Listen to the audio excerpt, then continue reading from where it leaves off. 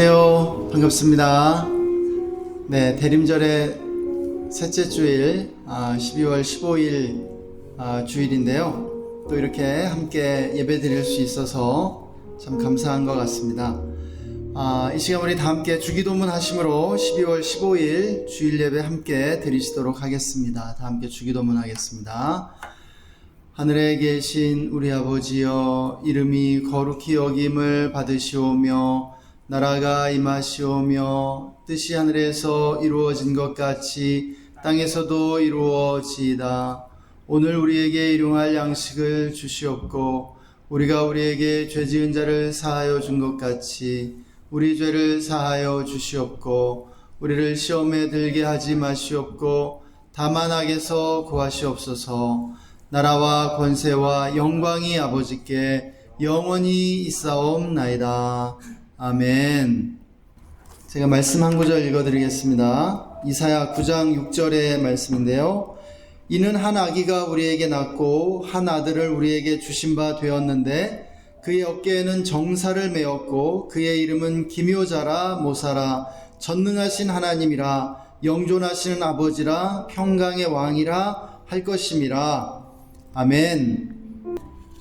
예수님 태어나시기 700년 전에 이사야 선지자가 한 아기가 우리에게 태어날 것에 대해서 예언했습니다. 그 예언이 그대로 성취돼서 2000년 전 크리스마스 날에 주 예수님이 이 땅에 아기로 태어나셨습니다. 그분은 누구신가? 이사야는 이미 예언했죠. 그의 이름은 기묘자, 모사, 전능하신 하나님, 영존하신 아버지, 평강의 왕이라. 예수님에게는 이러한 여러 가지 이름이 있다라고 말씀하고 있는 것이죠. 영어를 보면은 Wonderful Counselor, Advisor, 같은 의미입니다. Wonderful Counselor, Mighty God, Everlasting Father, Prince of Peace 이렇게 표현하고 있습니다. 기묘자라 모사라 이 두 개를 이렇게 하나의 단어로 Wonderful Counselor, Wonderful Advisor라고 이렇게 표현하고 있습니다. 아주 정말 놀라운 상담자, 또 조언자 이런 의미죠. 또 전능하신 하나님, 영존하시는 아버지 Father, 그리고 Prince of Peace, 평화의 왕자라고 이렇게 말씀해 주고 있습니다. 예수님이 처음부터 삼위일체 하나님의 이 두 번째 위격, 성자 하나님이심을 분명하게 나타내고 있죠. 또 그분이 평화를 위해서 평화를 가져오시는 분으로 이 땅에 오고 계심을 분명하게 말씀해 주고 있습니다. 우리가 살아가면서 우리 인생에 가장 필요한 것 평화라고 생각됩니다. 또 정말 전쟁과 기근과 다툼이 많은 이 세상 속에 필요한 것 평화라고 믿습니다. 이 시간 우리가 그 평화의 왕으로 우리에게 찾아오시는 그 예수님, 우리가 이 크리스마스 시즌에 기억하면서 함께 예배했으면 좋겠습니다. 우리의 예배는 예수 그리스도 중심이어야 합니다. 우리가 예수님을 바라보면서 예수님을 높이면서 예수님의 이름으로 하나님 아버지께 나아갈 수 있기를 원합니다. 우리 시간 함께 기도합시다. 먼저 감사의 기도를 올려드렸으면 좋겠습니다.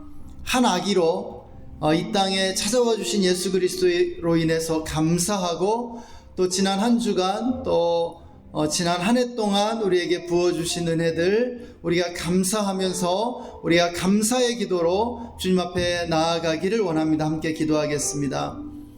하나님 아버지 감사합니다. 주님을 찬양합니다.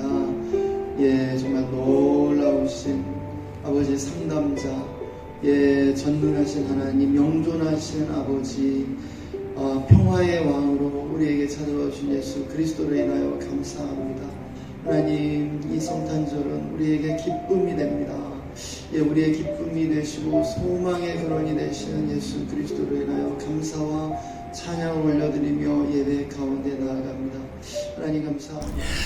기묘자라 모사라 전능하신 하나님이라 영존하시는 아버지라 평화의 왕이라 불리우시는 예수 그리스도를 이 땅 가운데 보내주신 하나님을 찬양합니다. 우리에게 찾아와 주신 예수님으로 인해서 감사드립니다. 주님, 이 시간 예수님의 성탄을 우리가 기뻐하고 주님을 찬양하기를 원합니다. 이 시간 주님의 보혈로 우리를 덮어주옵소서. 우리의 모든 죄와 허물을 주 앞에 내어놓으며 나아가오니 주님, 우리를 긍휼히 여겨주시고 우리를 이 시간 새롭게 해주시기를 원합니다. 성령님, 이 시간 임하여 주옵소서. 성령님을 인정하고 환영하고 모셔드리고 의지합니다.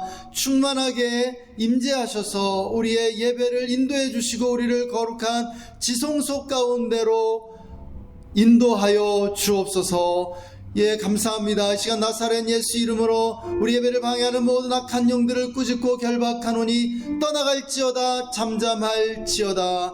이 시간 예수님의 승리를 선포하며 나아갑니다. 주님 홀로 모든 영광과 찬양을 받아 주시옵소서. 감사와 찬양드리며 주 예수님의 이름으로 기도했습니다. 아멘. 예, 시간 우리 다 함께 기쁨으로 주님을 찬양하겠습니다.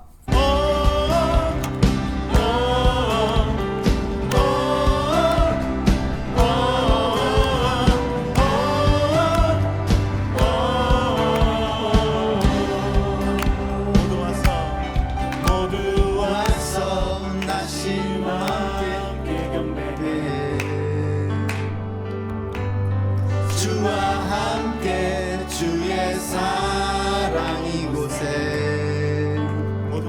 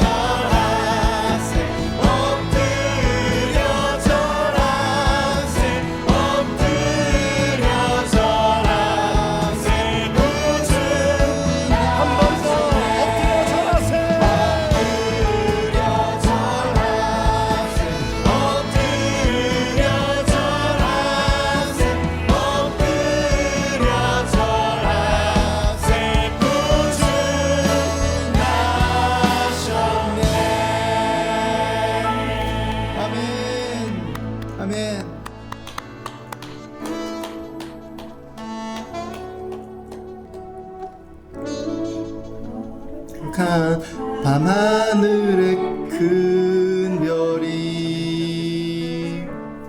양떼를 지키던 목자들에게 큰 기쁨의 소식을 전했네. 온 세상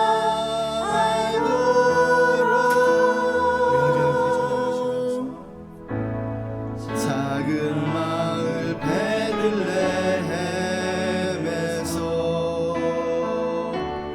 아기 예수님 탄생했으니 가장 큰 왕이 나셨다네. 예수는 만왕의 왕이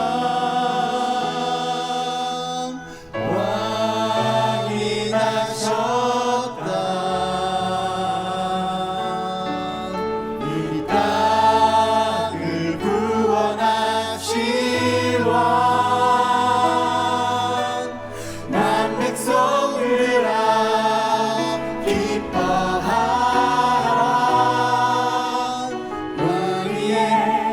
왕이 나셨다.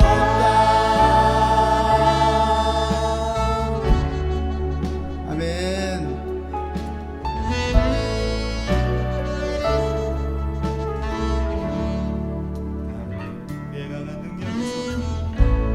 그의 강한 능력의 손길이 병드자 가난한 자들에게 구원의 소망을 주시네.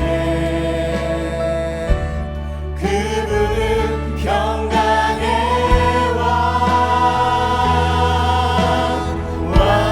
왕이 나셨다. 이 땅을 구원하실 왕, 만 백성들아 기뻐하라. 우리의 왕이 나셨다.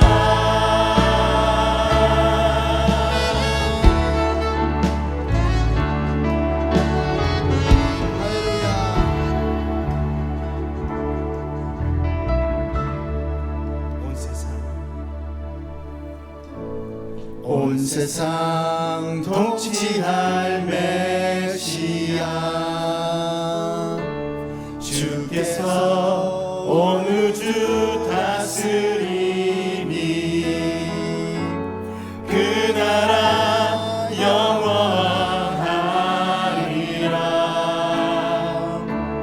왕께 경배하세.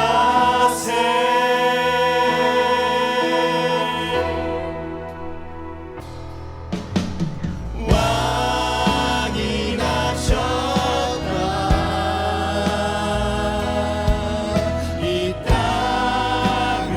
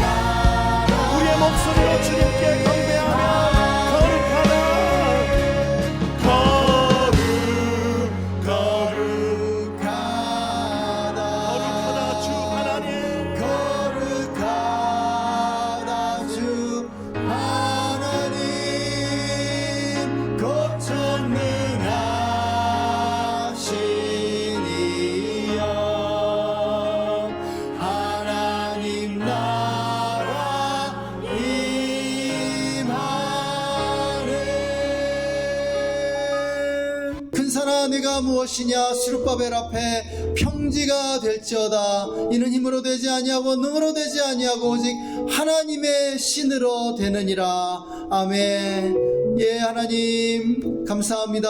하나님의 영으로 역사해 주시기를 원합니다. 홀로 모든 영광과 찬양을 받아 주옵소서. 감사드리며 주 예수님의 이름으로 기도했습니다. 아멘. 오늘 하나님의 말씀은 로마서 8장 29절 말씀입니다. 하나님이 미리 아신 자들을 또한 그 아들의 형상을 본받게 하기 위하여 미리 정하셨으니 이는 그로 많은 형제 중에서 맏아들이 되게 하려 하심이니라. 아멘. 하나님 아버지, 지난 주일도 우리를 따뜻한 품 안에 안아주셨다가 지켜주시고 이렇게 주님께 예배드리게 해주시니 감사합니다. 오늘 우리의 예배를 기쁘게 받아 주시옵소서. 또한 우리 각자가 가지고 온 기도 제목들이 있습니다. 그 기도 제목들을 주님께서 들어주시옵소서. 또한 우리가 오늘 성경 말씀 들을 때 그 성경 말씀을 깨달아 알게 하시고 그 말씀이 우리 생활에 힘이 되게 하여 주시옵소서. 다음 주에도 각자가 생활하는 것, 또 국내에서 또는 국외에서 여러 가지 일들이 있습니다. 주님께서 지켜주시고 많은 열매를 맺게 하여 주시옵소서. 예수님의 이름으로 기도합니다. 아멘. 네, 방금 말씀하셨던 것처럼 하나님의 구원 전략이라는 말씀으로 말씀을 전하려고 합니다. 역사 이야기 먼저 잠깐 하는 걸로 설교를 시작하고 싶습니다. 독립운동사에 대한 얘기인데요. 독립운동을 하셨던 독립단체와 독립인물 중에 약간 이렇게 노선 같음이 좀 있었다고 하네요. 대략 크게 3가지 정도의 노선이 좀 있었는데, 어디에 먼저 에너지와 시간을 들여서 독립운동을 전개해 나가느냐, 이런 어떤 문제, 이 3가지 정도가 있었다고 합니다. 첫 번째는 그 무장투쟁론인데, 만주를 기반으로 무장투쟁을 전개했었던 항일 무장단체들을 기반으로 이렇게 힘과 무력으로 일제와 맞서서 민족의 독립을 이루자는 이런 노선이 있었고요. 대표적인 인물로는 초대 국무총리를 지낸 이동희 선생님과 흰재 단체호 선생님, 이런 분들이 대표적인 인물이고요. 또 두 번째는 외교론으로 상해에서 활동한 임시정부를 중심으로 운동을 전개한 이런 노선이었습니다. 그러니까 외교를 통해서 강대국들의 협조를 얻어서 독립을 이루자는 어떤 노선이었고요. 이거는 이제 대표적인 인물이 이승만 박사를 들 수 있겠죠. 그리고 세 번째가 민족 실력 양성론인데, 민족의 힘과 역량을 기어서 민족의 독립을 이루자는 그런 노선이었습니다. 대표적인 인물이 도산 안창호 선생님이었죠.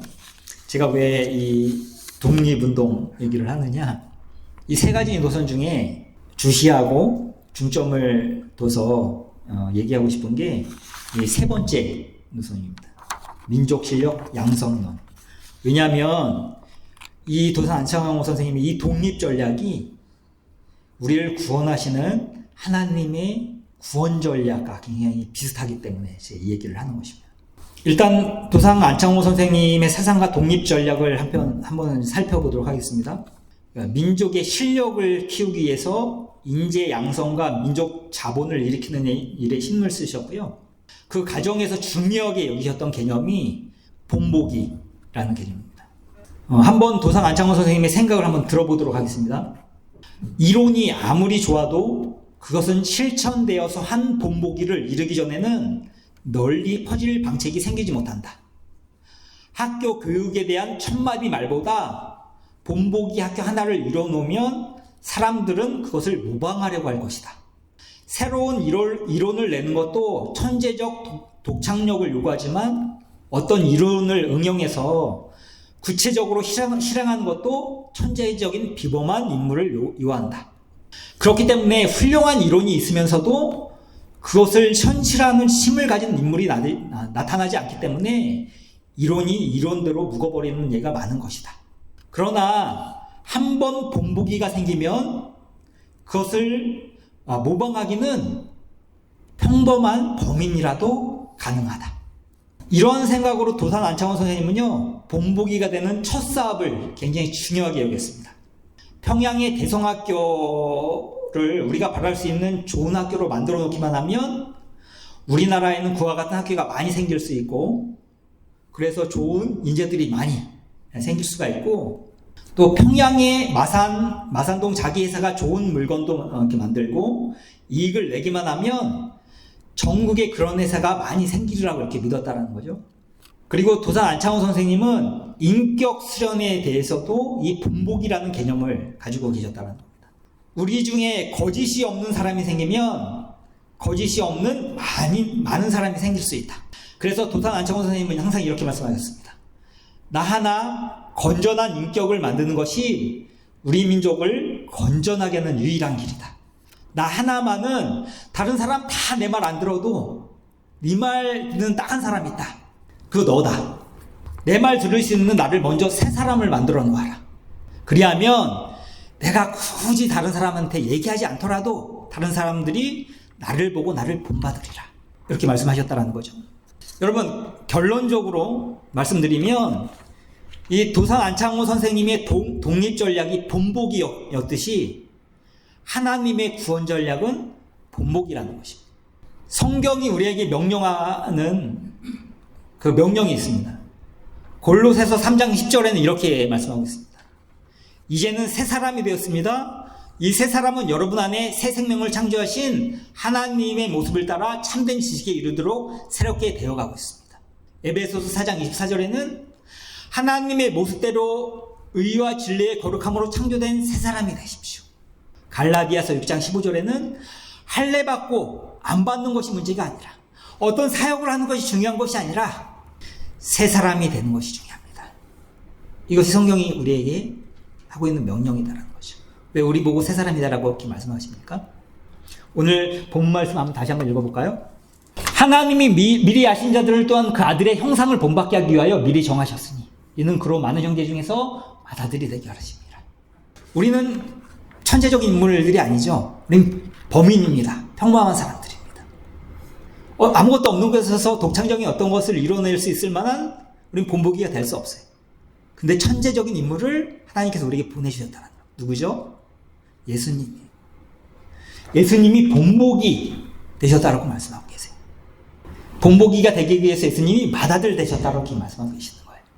그러므로 우리는 그 본보기를 모방해서 우리는 새 사람이 될 수 있어요. 새 사람이 되면 어떻게 됩니까? 예수님을 모르는 사람들, 하나님을 떠난 사람들에게 우리는 하나님이 이런 분이야, 우리 모습을 통해서 우리는 예수님을 아는 향기로, 예수님을 아는 하나님의 대사로, 우리는 예수님의 편지로 하나님을 전할 수 있는 자들이 될 수 있다는 거죠. 이게 성경이 우리에게 명령하고 있는 명령이다라는 거죠. 새 사람이 되어라. 너에게는 이미 모방할 수 있는 본보기가 있어. 그리고 이거는 예수님 이전에도 성경 역사를 통해서 꾸준히 하나님께서 이루시려는 어떤 그런 하나님의 사역이었다라는 거죠. 그리고 성경의 역사는 이것이 이루어지느냐 이루어지지 않느냐 이것의 역사였다는 거예요. 출애굽기 4장 22절에는 이렇게 얘기하고 있습니다. 이스라엘을 출애굽하는 과정에서 이스라엘에 대해서 어떻게 하나님께서 규정을 하고 계시느냐면 너는 바로에게 이르기를 여호와의 말씀에 이스라엘은 내 아들 내 장자라 이렇게 말씀하고 계시다라는 거죠. 이스라엘을 하나님께서 어떤 역할로 어떤 사명으로 부르셨다고 말씀하고 계시죠? 내 장자라. 장자의 역할이 무엇입니까? 탕자의 비유에서 우리 장자의 역할은 어떤 역할인지 잘 나와 있습니다. 자, 여러분, 탕자의 비유에 있어서 세 인물이 나오죠. 첫째는 아버지, 둘째는 둘째 아들, 탕자, 첫째는 큰아들. 여기에서 제일 중요한 인물이 누굴까요? 이 세 인물 중에 가장 중요한 인물이 누굴까요? 예수님은 무슨 말씀을 하시려고 이 탕자의 비유를 말씀을 하셨을까요? 다들 탕자 얘기를 해요. 그렇죠? 탕자의 포커스를 맞춰요. 아니면 하나님한테 하나님 아버지한테 포커스를 맞췄지. 전부 아닙니다. 이 세 인물 중에 가장 중요한 인물은 첫째 아들이에요. 첫째 아들. 이 비유가 예수님이 이 탕자의 비유를 말씀하신 배경이 오늘 이 누가복음 19장 1절부터 3절이거든요. 한번 읽겠습니다. 같이 읽을까요? 시작.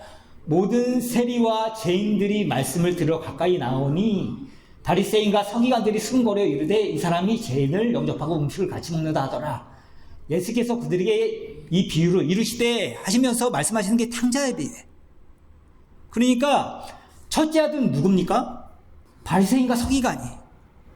둘째 아들은 세리와 죄인들이란 말이에요. 그러니까 예수님께서 말씀하시고자 하는 그 말씀은 뭐냐면, 얘들아, 바리새인과 서기관, 이스라엘, 아까도 말씀하셨던 것처럼 너희를 하나님께서 장자로 부르셨어.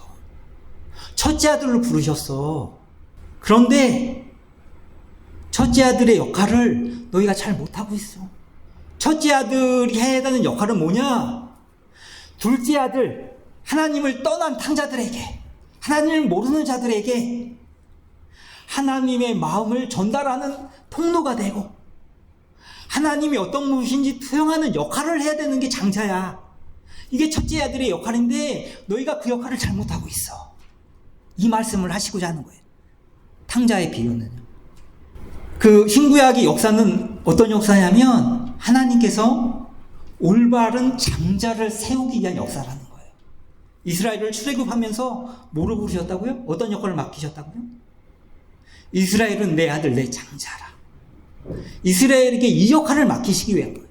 하나님을 떠난 다른 나라, 다른 민족들에게, 하나님을 무시하는, 모르는 이런 민족들에게 이런 하나님을 투영하고 하나님의 마음을 전달하고 하나님의 대사로 하나님을 아는 향기를 바라고 하나님의 편지가 되어서 이 떠난 탕자들을 하나님께 되돌아게 하는 이 역할, 장자의 역할이라는 거예요.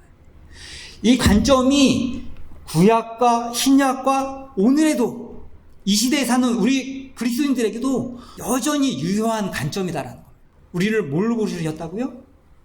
장자로 부르셨다라는 겁니다. 성경에서 하나님께서 이 장자를 세우기 위한 모습들을 한번 계속 살펴보겠습니다. 제가 한 절 여러분 한 줄 같이 읽겠습니다. 야곱이 이르되 형의 장자의 명분을 오늘 내게 팔라. 에서가 이르되 내가 죽게 되었으니 장자의 명분이 내게 무엇이 유익하리요. 야곱이 이르되 오늘 내게 맹세하라. 에서가 맹세하고 장자의 명분을 야곱에게 판지라. 야곱이 떡과 팥죽을 에서에게 주매 에서가 먹으며 마시고 일어나 있으니 에서가 장자의 명분을 그렇게 여기니라. 네, 에서가 맏아들이죠. 에서가 이것 때문에 버림을 받은 겁니다. 하나님 앞에. 장자의 명분을 가볍게 여겼다. 장자의 역할은 어떤 역할이라고요? 하나님을 투영해서 하나님이 어떤 분인지 탕자들에게 보여주는 이 역할, 이 사명을 맡긴 건데, 에서가 이 팥죽 한 그릇 때문에 오늘은 뭘 먹고 살아야 되나? 아, 걱정되나? 돈을 좀 더 많이 벌어야 되겠다. 요런 생각으로만 가득 차는 이 일들 때문에 우리에게 맡겨주신 이 사명을 버린 이 일 때문에 에서가 버림을 받았다라는 거예요. 그런데 야곱도 좀 문제가 있죠. 이 장자의 역할을 오해했어요. 한번 보십시오. 야곱이 어떻게 오해를 했느냐면 이 이후에 이 장자권을 얻기 위해서 어떻게 해요? 형과 아버지를 속이고 사기를 치죠. 그래서 장자권을 얻어요. 이 모습을 보냐면 이 장자권을 어떻게 오해했느냐면 마태복음 20장 25절 28절에는 이렇게 이야기하고 있습니다. 제자들도 오해를 했죠. 하늘나라의 어떤 그 원리를 오해를 했어요. 이렇게 이야기합니다. 예수께서 이르시되 제자들을 불러다가 이르시되 이방인의 집권자들이 그들을 임의로 주관하고 그 고관들이 그들에게 권세를 부리는 줄을 너희가 알거니와 너희 중에는 그렇게 안아야 하나니 너희 중에 누구든지 크고자 하는 자는 너희를 섬기는 자가 되고 너희 중에 누구든지 으뜸이 되고자 하는 자는 너희의 종이 되어야 하리라. 인재가 온 것은 섬김을 받으려 함이 아니라 도리어 섬기려 하고 자기 목숨을 많은 사람의 대속물을 주려 함이라. 이게 하나님 나라의 원리라는 거죠. 이게 장자의 역할이라는 거죠. 그런데 야곱은 이걸 어떻게 오해했어요? 경건을 이익의 재료로 이렇게 생각하는 거죠. 이 자리를 통해서 내가 더 높아지고자 하는, 내가 목사인데, 내가 장로인데, 막 이런 태도입니다. 야곱도 오해를 한 거예요. 이 장자라는 그 역할의 의미에 대해서 야곱도 오해를 했어요. 그런데 하나님께서 가만히 두시지 않죠. 야곱을 만들어 갑니다. 이랬던 야곱이 노년에 이르러서는 이런 모습을 보이거든요. 야곱에게 묻되 내 나이가 얼마냐? 야곱이 베로에게 이르되 내 나그네 길이 세월이 130년입니다. 내 나이가 얼마 못 되니 우리 조상의 나그네 길에 여기에 미치지 못하나 험악한 세월을 보내나이다. 험악한 생활을 보내게 해요. 그리고 야곱이 요셉의 두 아들, 첫째 아들 문네사와 에브라임을 축복하는 장면이 나오죠. 그런데 누구를 더 앞세워서 축복을 합니까? 둘째 아들인 에브라임을 더 앞세워서 축복을 한다는. 근데 성경을 읽어보면 야곱이 에브라임을 더 예뻐서 그런 거 아니에요. 잘 알지 못해요. 이들에 대해 잘 알지 못해요. 그런데 둘째 아들을 더 앞세워서 올려서 이렇게 축복을 한단 말이에요. 왜 그랬을까요? 야곱이 노년에 이르러서는 이 장자의 의미에 대해서 깨달은 거예요. 높은 자는 낮아지고 낮추는 자를 올려 쓰시는 하나님 나라의 원리를 이 나이가 돼서야 이제 야곱이 이해를 한 거죠. 자, 이후에 이 장자권은 누구에게 이어졌을까요? 이 장자권은 누구에게 이어졌죠? 유다, 요셉, 루벤. 첫째 아들은 루벤이죠. 셋 중에 누구에게 이어졌을까요? 장자권은. 한번 볼까요? 같이 읽겠습니다. 시작.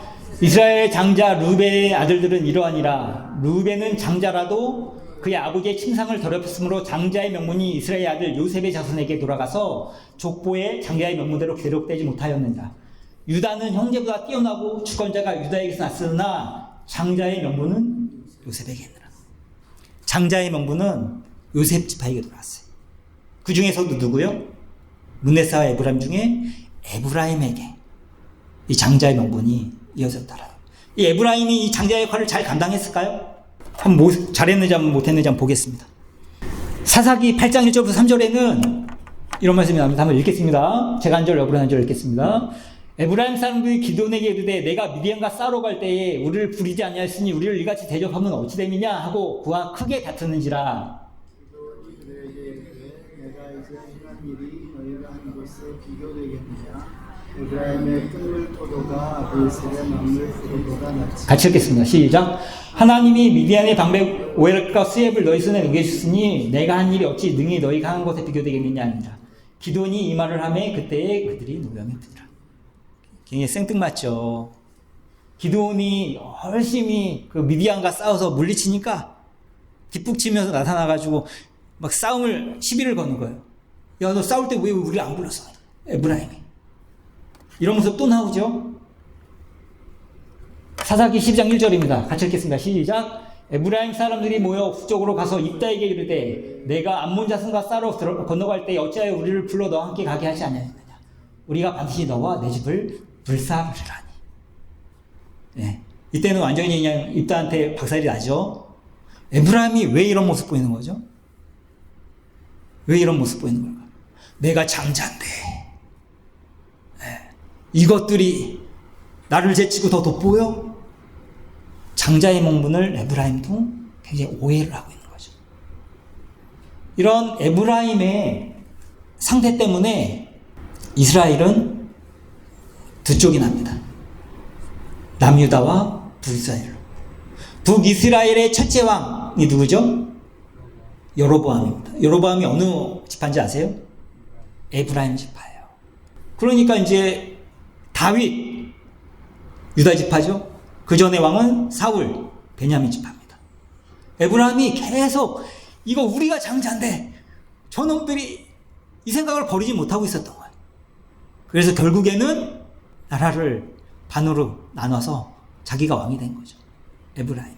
그런데 그 남유다에는 유다 지파만 있었던 것이 아닙니다. 한 지파가 더 붙거든요. 어떤 지파가 붙는지 아세요?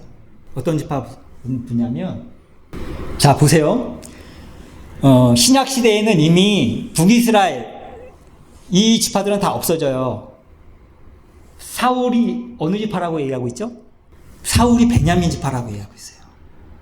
그러니까 남유다만 이렇게 남는 건데, 베냐민 지파가 남유다에 붙거든요.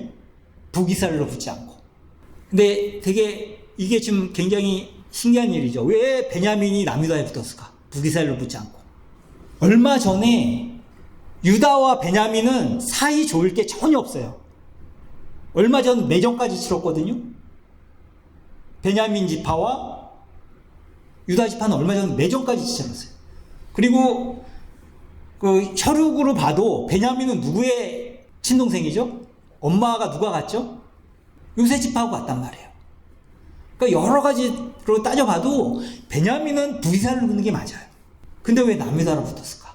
이전에 이스라엘을 주도했었던 두 지파가 있죠. 어느 지파죠? 사울의 베냐민 지파, 다윗의 유다 지파예요. 그러니까 의도적으로 에브라임 지파가 이 두 지파를 배제해버린 거예요. 성경은 끊임없는 하나님께서 이 장자를 세우기 위한 역사였었다는 거예요. 그 구약은 이스라엘을 장자로 세우기 위해서 노력하셨는데 이 계속 실패하는 과정이었어요. 그런데 이걸 궁극적으로 이 장자의 역할을 완성하신 분이 누구라고요? 예수님이 오셔서 이 장자의 역할을 온전히 완수를 하셨다는 거예요. 성경은 첫 것을 굉장히 중요하게 여겨요. 출애굽기 13장 11절부터 16절을 제가 읽어드리겠습니다.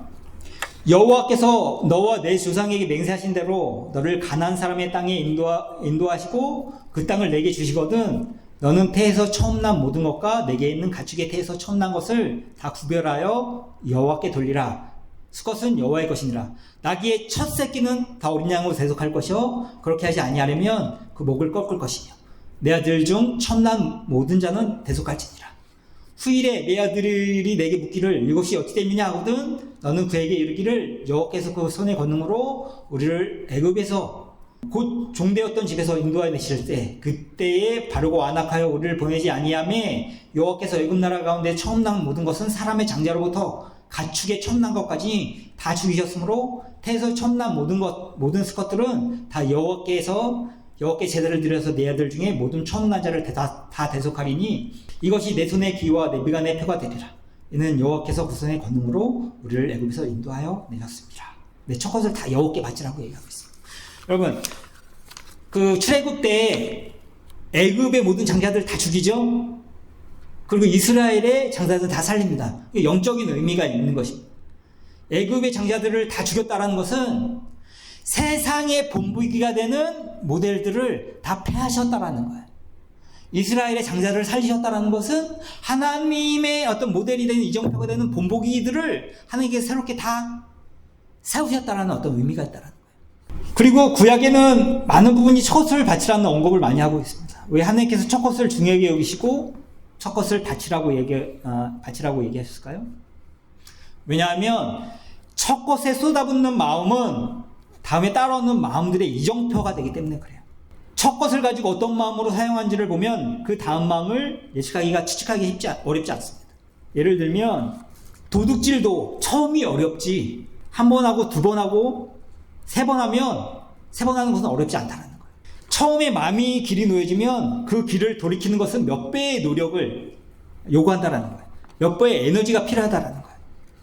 애초에 담배를 피지 않는 것이 쉽지 한 번 피고 두 번 피고 습관이 되면 그리고 중독이 되면 나중에 이 담배를 끊는 거는 엄청난 노력과 에너지가 필요하다는 거예요. 첫 것이 그러니까 첫 행동이 하나님께 속해 있으면 나머지 것들은 다 따라오게 됐다는 겁니다. 11조와 주일 성소도 그런 관점에서 봐야 돼요. 시간의 첫 것이 주일이라는 겁니다. 그리고 돈의 첫 번째 것이 11조라는 겁니다. 어떤 사람의 됨됨이를 보려면 그 사람의 말이 아니라 그 사람이 어디로 쓰러지는지를 보면 돼요. 시간과 돈을 어떻게 쓰는지 보면 그 사람이 어떤 사람인지 알 수 있다는 겁니다.